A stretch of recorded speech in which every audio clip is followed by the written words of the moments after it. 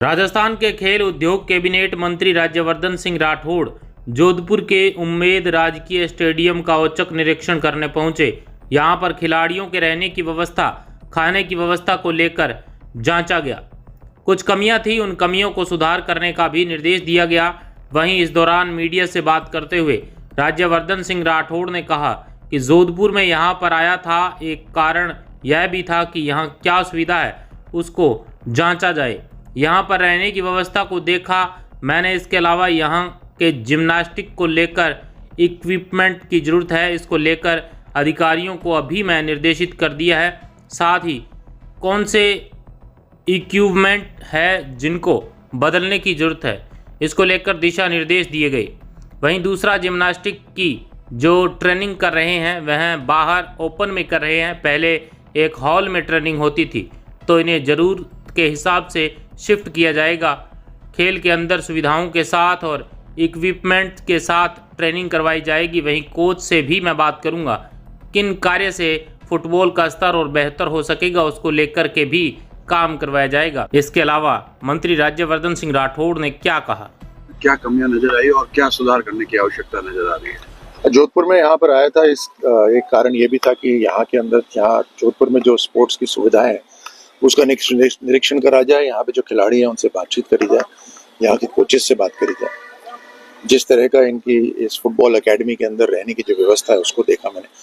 जो जिम्नास्ट यहाँ पर हैं उनकी इक्विपमेंट की जरूरत है। अभी जयपुर वापस जाकर मैंने अधिकारियों को बताया है कि कौन सा इक्विपमेंट है, उसके अंदर सुधार की जरूरत है और जल्द इनके लिए इक्विपमेंट की व्यवस्था करी जाए। दूसरा, जो जिम्नास्ट यहाँ ट्रेनिंग कर रहे हैं वो बाहर ओपन में ट्रेनिंग कर रहे हैं।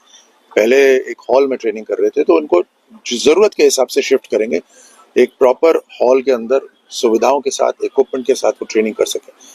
फुटबॉल के अंदर कोचेस को अभी मैं बात करूंगा, किस तरह से, किन जरूरत सुविधाओं से यहाँ पर फुटबॉल का स्तर और बेहतर हो सकता है, इसको करवाएंगे। सर, इस स्टेडियम में बहुत सारा गंदा पानी भरा जाता है और अभी भी आप देख सकते हैं कि उस साइड में ऐसी जगह है जहाँ पे भरा रहता है, खिलाड़ी खेल नहीं पाते।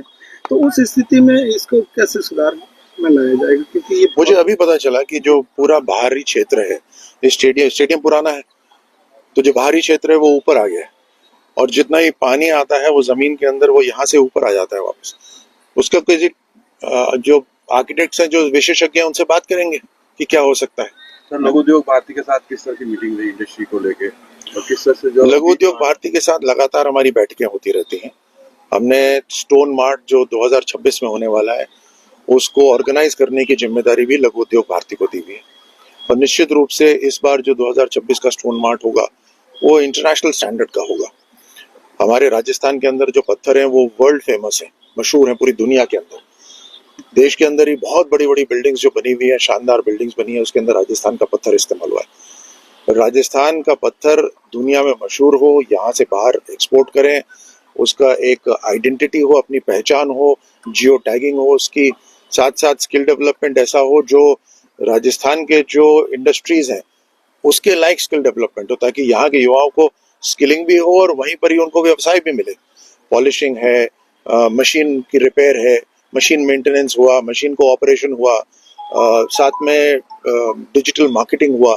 सो हर तरह का जो स्टोन व्यवसाय या किसी दूसरे व्यवसाय के साथ जो स्किल जुड़े हुए हैं वैसे ही स्किल यहाँ पर हो, उसके लिए हमने एक जॉइंट वर्किंग ग्रुप बनाया है अभी।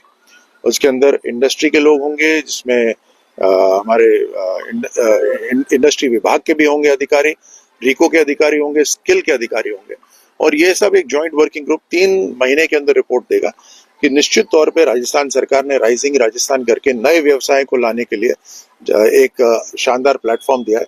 और उसके साथ साथ जो राजस्थान के अंदर जो व्यवसाय चल रहे हैं, जो उद्योग चल रहे हैं, उनको किस तरह की जरूरत है उसको भी ध्यान में रखते हुए कदम उठाएंगे। सर, कुछ गेम है जो ओलंपिक में है लेकिन राजस्थान क्रीड़ा परिषद में ऐड नहीं होता है, जैसे सॉफ्टबॉल जैसे गेम है, उसके लिए किस तरह के प्रयास किए जा रहे हैं?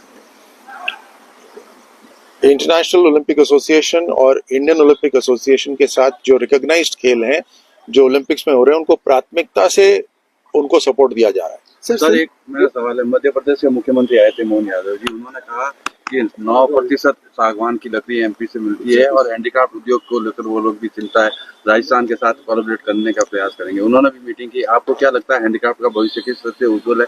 क्योंकि हैंडीक्राफ्ट्स का बहुत काम होता है राजस्थान के अंदर, और निश्चित रूप से हैंडीक्राफ्ट एक इस तरह का उद्योग है जिसको प्राथमिकता राजस्थान सरकार दे रही है और हमें बढ़ावा देना चाहिए। जैसे मैंने कहा, हमने एक्सपोर्ट पॉलिसी हमारी सरकार ने भी बनाई है। पहले एक्सपोर्ट पॉलिसी नहीं थी राजस्थान के अंदर। उस एक्सपोर्ट पॉलिसी के अंदर अनेकों ऐसी सुविधाएं दी हैं जिससे एक्सपोर्ट को बढ़ावा मिलेगा। जैसे यहाँ से लेकर यहाँ पोर्ट्स नहीं है, पोर्ट्स तक साधन ले जाते हैं, सामान अपना प्रोडक्ट्स ले जाते हैं, उसमें खर्चा आता है, उससे हमारा जो प्रोडक्ट है वो और महंगा हो जाता है। तो वहाँ पर यहाँ से पोर्ट्स तक ले जाने का जितना भी खर्चा होता है उसके ऊपर भी सब्सिडी राजस्थान सरकार दे रही है। ऐसे अनेकों उदाहरण हैं जो हमारी एक्सपोर्ट पॉलिसी के अंदर हमने शामिल करे। सर अंतिम सवाल, सर सिंथेटिक जो ट्रैक बने हुए हैं गौशाला मैदान में, वो कई जगहों पे ट्रैक टूटे हुए हैं। वहाँ खिलाड़ी जब जाते हैं तो उनको अनुमति भी नहीं दी जाती है, रुकावट पैदा हो रही है क्योंकि वहाँ के लोग जो है उन्हें बाहर से अनुमति नहीं दे रहे। तो उसको लेकर क्या प्रयास रहेगा? इसको प्रश्न नहीं समझा आपका। जो आते हैं लेकिन टूटे हुए हैं, वह अलाउ भी नहीं कर रहे हैं खिलाड़ियों। समय के साथ टूट गए, मेंटेनेंस नहीं हुआ। बात कर लेंगे शिक्षा विभाग। सर पूर्व मुख्यमंत्री अशोक गहलोत ने जोधपुर में ही जो है